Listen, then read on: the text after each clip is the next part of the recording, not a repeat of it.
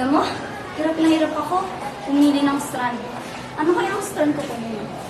Naisip ko STEM pero sabi nila sobrang hirap daw. Like, ang dami daw math dun. Yun din narinig ko. Sabi nila, puro solving, puro aral. What if? Magtanong kaya tayo sa STEM student? Kuya, pwede ko magtanong? Sure, ano ba yun? Actually, nahihirapan po kasi kami pumili ng strand. Ang naisip po namin, STEM. Kaso, sabi po nila may hirap at challenging pagdo. Halos lahat ng mga tao ang sinasabi STEM mahirap kasi marami siya sa math at sa science. Kumbaga, more on math, more on science.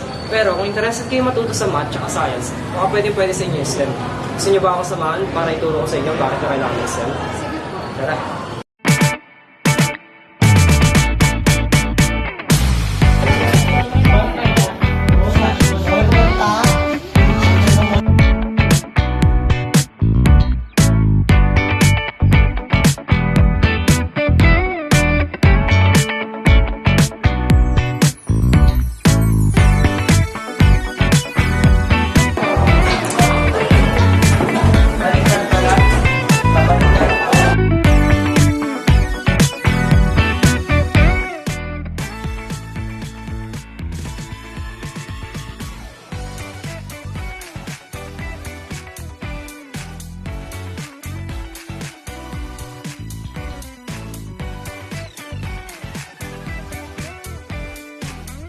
Science, Technology, Engineering, and Mathematics.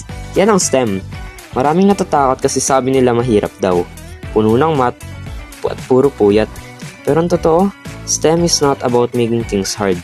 It's about preparing your foundational skills for the future. Dito sa STEM, matututo ka hindi lang mag-memorize, kundi mag-isip ng solution. We experiment, we innovate, and we create. Kaya kung pangarap mo maging doctor, engineer, architect, scientist, or IT, STEM is the foundation. Oo, may challenges, pero lahat ng pangarap may kasamang hirap. Ang difference lang, sa STEM, hindi ka nag-iisa. Kasama mo ang teachers, classmates, at kapwa innovators na tutulungan kang maabot ang goals mo. Kaya kung gusto mo na strand na magbibigay sa ng endless opportunity na huhubog sa utak at sa puso mo, STEM ang para sa'yo. Choose STEM, choose the future, STEM strong, future ready.